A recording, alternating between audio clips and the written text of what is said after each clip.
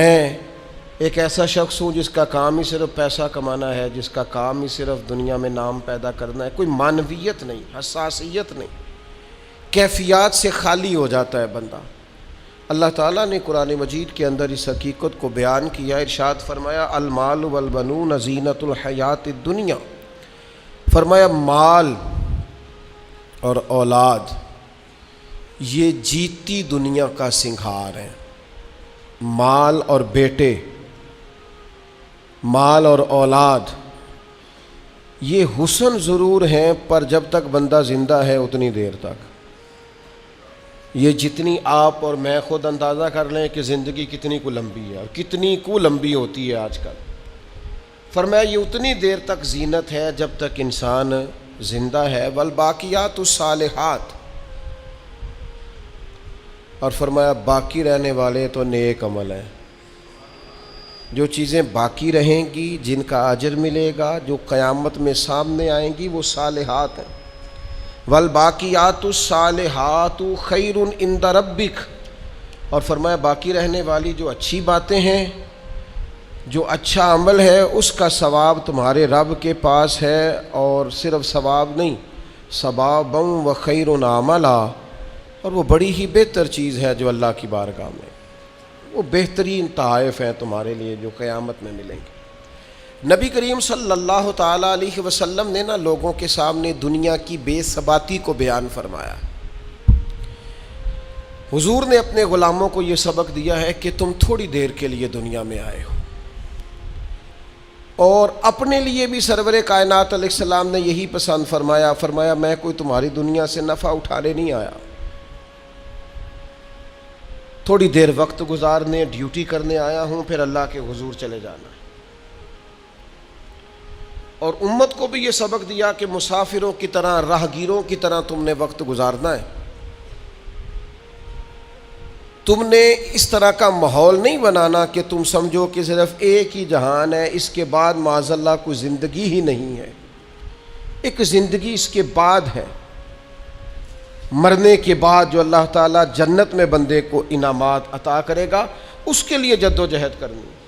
حضرت مولا علی شیر خدا رضی اللہ تعالیٰ عنہ روایت فرماتے ہیں، فرماتے دو قسم کے بیٹے ہوتے ہیں، ایک دنیا کا بیٹا ہوتا ہے، ایک آخرت کا بیٹا ہوتا ہے۔ فرمایا دنیا کے بیٹے نہ بننا، آخرت کے بیٹے بننا۔ اور نبی کریم علیہ السلام نے فرمایا وہ لعنتی ہے جو درہم و دینار کا بندہ بن گیا ہے۔ بندہ تو اللہ کا بننا چاہیے تھا، لیکن اس نے لعنت کٹھی کی ہے، یا درہم کا بندہ بن گیا یا دیناروں کا بندہ بن گیا، یعنی مال دولت سونا چاندی اس کا بندہ بن گیا، حالانکہ اسے اللہ کا بندہ بننا چاہیے۔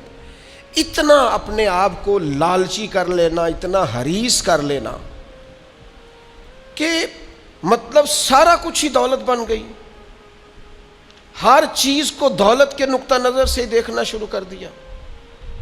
اس قدر زیادہ لوگ الجھ گئے کہ قرآن مجید نے کہا الہاکم التکاثر حتی زرتم المقابر، فرمایا تمہیں غافل کر دیا ہے مال کے لالچ نے، یہاں تک کہ تم نے قبروں کے منہ دیکھ لیے، یعنی مرتے دم تک صرف پیسہ اکٹھا کیا ہے، صرف اور صرف اپنی ذات کے فروغ کے لیے، اپنے میک اپ کے لیے، اپنے آپ کو بنانے سنوارنے دکھانے نام پیدا کرنے میں وقت ضائع کر دیا۔ اور یہ بہت بڑا مسئلہ ہے ہمارے دور کا، ہم اپنے ذاتی قد کو اونچا کرتے رہتے ہیں ہر وقت، میرا نام ہو جائے، کو پتہ چل جائے کوئی، اور سیانے سیانے بندے، معاملہ فہم بندے، مدبر آدمی، ایسا نہیں کہ بیوقوف ہیں، سمجھدار ہیں، لیکن بیچارے تصویروں کے چکر میں پڑے ہوئے ہیں، فوٹو بازی کر رہے ہیں۔ آپ حیران ہوں گے کہ ہماری قوم ایک طرف یہ ہے کہ لوگ بیچارے بلوں کے لیے پریشان ہیں کہ ان کے پاس ادا کرنے کو پیسے نہیں، اور دوسری طرف ہمارے پاس اتنا پیسہ ہے کہ صرف بڑے سارے بورڈ پر ہم نے بڑی ساری ایک فلیکس لگوائی ہے جس کی کوئی ضرورت نہیں تھی، اس پہ عید مبارک لکھا ہے، اور مسئلہ عید مبارک کا نہیں تھا، وہ جس کی نیچے فوٹو لگی تھی نا، اس نے ذرا دکھانا تھا کہ میں بھی یہاں رہتا ہوں نیچے۔ یہ کیا ہے بھلا؟ یہ وہ نفس کی تسکین ہے یہ وہ قرار ہے کہ جس کے پیچھے تھک گئے لوگ، یعنی کو تھوڑی تعریف کر دے دل ٹھنڈا ہو گیا، سکون آ گیا، وہ ذرا پتہ چل گیا 10 آدمی مجھے جانتے ہیں، کوئی تسلی ہو گئی۔ یہ اتنی بڑی نفس پرستی میں انسان لگ جاتا ہے کہ پرانے جو حکمران ہوتے تھے انہوں نے وظیفے پہ لوگ رکھے ہوتے تھے کہ تم نے ہماری تعریفیں کرنی، تنخواہیں ملتی تھیں خوش آمدید کرنے کی، شعراء کو خریدا جاتا تھا ہمارے مناقب لکھو، نفس کی تسکین۔ لیکن کچھ رب کے بندے ایسے بھی تھے جنہوں نے قرآن جب غور سے پڑھا، جنہوں نے احادیث مبارکہ کو بالغ نظری سے دیکھا، جنہوں نے صحبت رسول قریب سے اٹھائی، تو انہیں طے ہو گیا کہ اصل گھر تو آخرت کا گھر ہے۔ والآخرۃ خیر وابقیٰ، آخرت خیر والی بھی ہے، ہمیشہ باقی رہنے والی۔ جب یہ طے ہوا تو پھر ان لوگوں کی صورتیں لوگوں کے سامنے آئیں، تو ان کی زندگیاں بھی لوگوں نے دیکھی، تو عش کر اٹھے۔ ان پہلی صف کے زاہدوں کو دیکھو گے نا، تو جب سب سے پہلے نام گنو گے تو ان میں ایک نام حضرت عمر فاروق کا بھی ملے گا۔ معاذ اللہ ثم معاذ اللہ، نقل کفر نہ باشد۔ کچھ لوگ ایسے بھی ہیں رفس زدہ، اور ایسے لوگ جنہوں نے معاذ اللہ ثم معاذ اللہ صحابہ کے بارے میں جن کی رائے ٹھیک نہیں۔ آپ حیران ہوں گے کہ جو معاذ اللہ ثم معاذ اللہ حضرت عمر کے بارے میں رائے ٹھیک نہیں نہ رکھتے، یہ کمال ہے نا، جو رائے ٹھیک نہیں رکھتے۔ یہ وہ بھی کہتے ہیں کہ 10 سال سے زیادہ وقت تک 24 لاکھ مربع میل پہ حکومت کرنے والے اس شخص نے اپنے گھر میں 1 روپیہ بھی نہیں جانے دیا۔ آپ اسے چھوٹی بات سمجھتے ہیں؟ بہتا دریا ہو اور بندہ کہے نہیں میں نے خشک رہنا ہے، یہ کیسے ہو سکتا ہے؟ یعنی کٹر مخالف بھی کہتا ہے کہ نہ مال خزانہ میں سے کوئی عمر کی جیب میں آیا ہے، نہ عمر فاروق کی اولاد کی جیب میں آیا ہے، انہوں نے آنے دیا ہی نہیں۔ وہ جو زہد تھا نا، ذہن بن گیا تھا کہ دنیا نہیں کٹھی کرنی، آخرت بچانی ہے۔ اور یہ ایک بات اور بھی ذہن میں رکھ لیں، زہد سے مراد یہ نہیں کہ بندے کی جیب میں کوئی شے نہ ہو تو پھر وہ زاہد ہوتا ہے۔ حضرت سلیمان بھی زاہد تھے، پر انہوں نے دنیا پر حکومت کی ہے۔ زاہد تھے جناب یوسف علیہ السلام بھی، پر حکمران بھی تھے۔ کوئی نہیں ملے گا اتنا بڑا زاہد جتنے بڑے زاہد اور پرہیزگار حضرت عثمان غنی تھے، پر گھر میں لاکھوں کروڑوں پڑے رہتے تھے۔ پیسہ ہونا اور بات ہے، لیکن دل پیسے سے لگا ہونا یہ اور بات ہے۔ حضرت عمر رضی اللہ تعالیٰ عنہ کی زندگی ساری پڑھ لو اور غور سے پڑھ لو، معاذ اللہ کوئی ناقدانہ انداز میں بھی پڑھ لے، مخالف آئے میدان میں، ایک بات ماننی پڑے گی کہ دائیں بائیں آگے پیچھے دولتیں پھرتی رہیں، پر فاروق اعظم کی نظر کو دولت لبھا نہیں سکی۔ ان کا دھیان سیدھا یا بیت اللہ شریف کی طرف رہا ہے یا گنبد خضرا والے محبوب کی طرف رہا ہے، لبھایا نہیں کسی چیز نے، نہ کوئی چیز قریب آ ہی نہیں سکی۔ حضرت سعد بن ابی وقاص رضی اللہ تعالیٰ عنہ کا ایک قول ہے، اور درجنوں بیسیوں سینکڑوں باتوں اور کتابوں کا نچوڑ ہے۔ حضرت سعد بن ابی وقاص رضی اللہ تعالیٰ عنہ بیان کرتے ہیں، مصنف ابن ابی شیبہ میں موجود ہے۔ حضرت سعد بن ابی وقاص کہتے ہیں مجھے اللہ کی قسم، عمر کوئی ہم سے مقدم آدمی نہیں تھے، لیکن درجہ بہت زیادہ لے گئے۔ کو پہلے نہیں آئے، ان سے پہلے بھی لوگ آئے، کوئی زیادہ آگے بڑھ کے زیادہ کام نہیں کیا۔ یہ صحیح سند سے مصنف ابن ابی شیبہ میں موجود ہے۔ حضرت سعد بن ابی وقاص کہتے ہیں اللہ کی قسم ایک بات تھی جس کی وجہ سے عمر صاحب سے آگے نکل گئے۔ حضور وہ کیا؟ فرمانے لگے عمر نے دنیا داری سے دل نہیں لگایا، مال سے، لالچ سے، حرص سے، ہوس سے دور رہے عمر۔ ان کی دنیا سے بے رغبتی ان کو آگے لے گئی۔ اور یارو دانش مندان دا کام نہیں، دل دنیا تے لانا، اس ووٹی تے لکھ خامد کیتے۔ درویش سے پوچھا، حضور کہنے لگے حضور یہ زمین میری ہے، تو ہنس پڑے، کہنے لگے تیرے سے پہلے کس کی تھی اور تیرے بعد کس کی ہوگی؟ دانش مندہ دا کم نہیں، دل دنیا تے لانا، اس ووٹی تے لکھ خامد کیتے، جو کیتا سو کھانا۔ تو کھا جاتی ہے، روز نیا خامد کرتی ہے یہ دنیا، ہر روز نیا حکمران بناتی ہے۔ آپ کے ملک میں کئی وزیر اعظم ہیں جو زندہ ہے، پوچھتا کوئی نہیں، کئی صدور رہ چکے ہیں، زندہ ہیں، پوچھتا کوئی نہیں۔ دنیا کا جو سب سے بڑا عہدہ تھا بظاہر وہ ملا ہے، لیکن حال کیا ہے؟ کچھ بھی نہیں۔ جب تک کرسیوں پہ تھے حیثیت اور تھی، کرسی سے اترے تو حیثیت۔ حضرت عمر کی زندگی کا بڑا سبق یہ ہے کہ دنیا سے بے رغبت ہو جاؤ، جو تمہارا ہے بس وہی تم نے حاصل کرنا ہے۔ آنے والی نسل کو بھی ہرس، ہوس، لالچ، مفاد پرستی پہ نہ لگاؤ۔ آپ نے ناراض نہیں ہونا، چند دن پہلے مجھے ایک یونیورسٹی میں بلایا گیا لیکچر کے لیے، تو کہنے لگے جی مین آپ نے بات چھیڑنی ہے، بالکل مین۔ آخر کیا وجہ ہے کہ پڑھے لکھے سمجھدار اتنی بڑی ڈگریاں اور پھر لوگ غلط طرف نکل جاتے ہیں؟ تو میں نے کہا مجھے زیادہ تو نہیں پتا، لیکن ہم جب پڑھتے تھے نا تو جس بچے سے پوچھتے تھے نا، زیادہ بچے یہی کہتے تھے بڑے ہو کے کیا بنو گے؟ کہتے میں نے ڈاکٹر بننا ہے اور مخلوق کی خدمت کرنی ہے۔ زیادہ تر یہی کہتے، وہ بڑے ہو کے ڈاکٹر تو بن گئے پر اگلا لفظ بھول گئے۔ ڈاکٹر بن گئے وہ، لیکن مخلوق کی خدمت کرنی ہے یہ وہ۔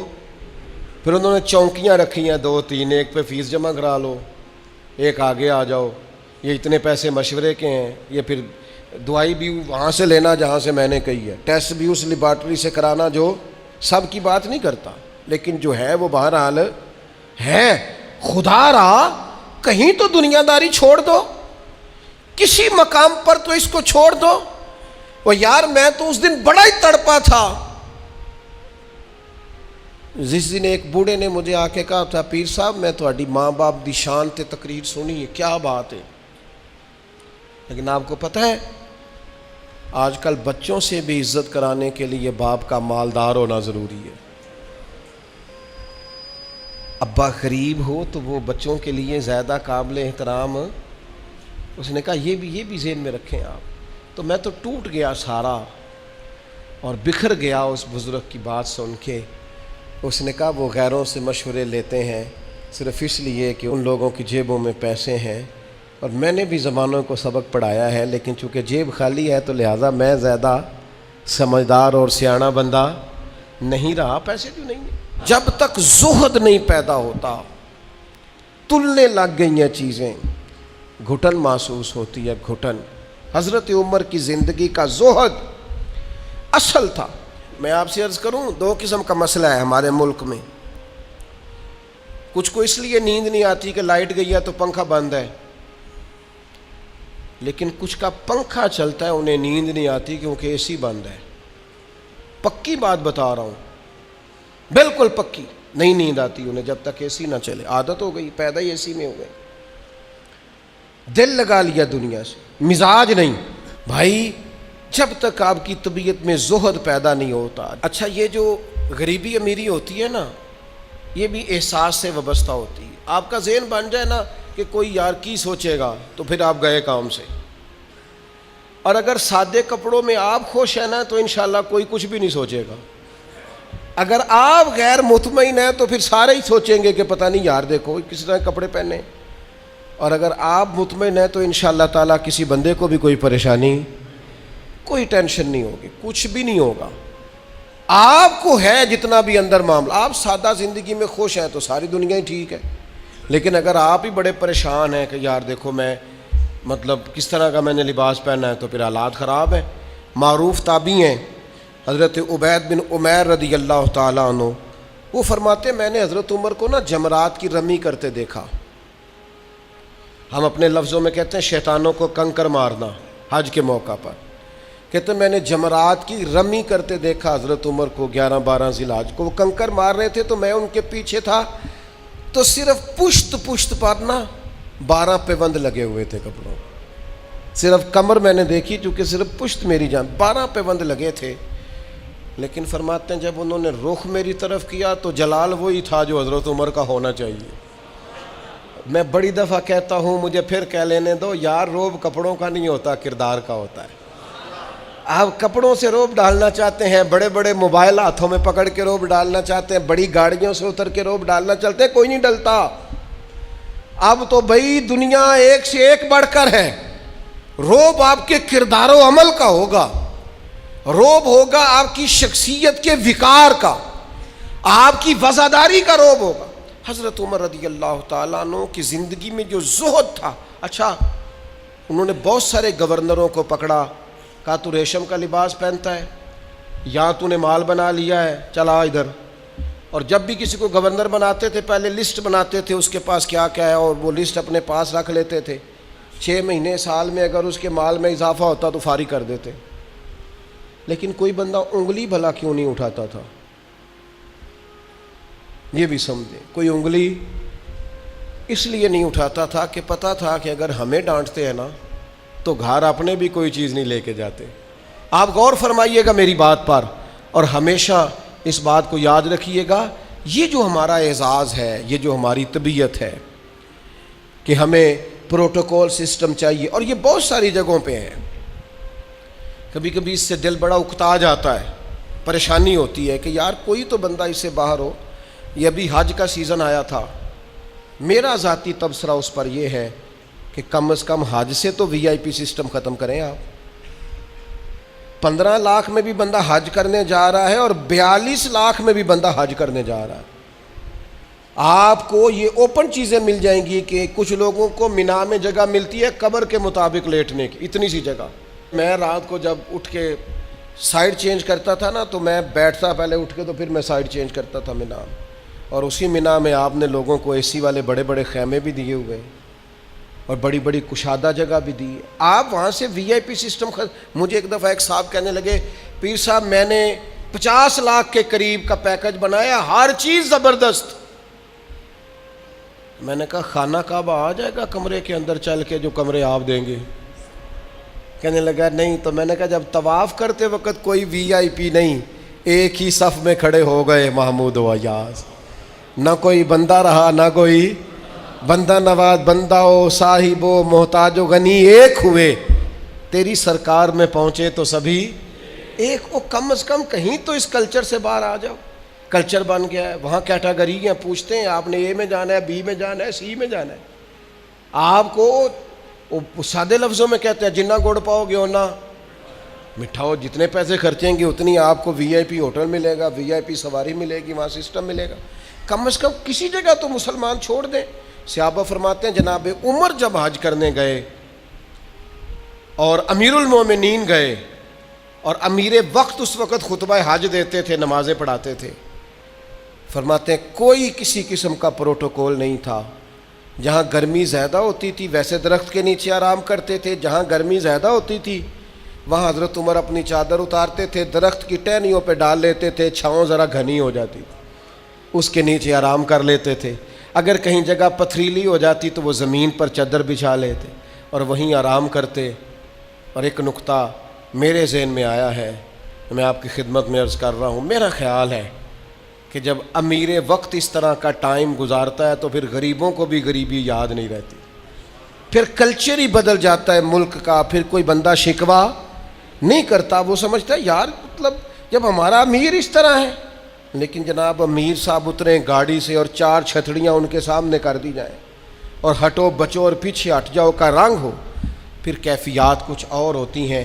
اپنی زندگی کو سادہ کریں، اپنے اٹھنے بیٹھنے کو سادہ کریں، اپنی غذاؤں کو سادہ کریں، اپنی ملاقات سے تکلف نکال دیں۔ آپ کیا ہیں، کچھ ہیں، کوشش کریں کہ اند اللہ اچھے مومن بننے کی کوشش کریں۔ باقی اس کلچر سے جتنا آپ اپنے آپ کو بچائیں گے، سوسائٹی میں خوبصورتی پیدا ہوگی۔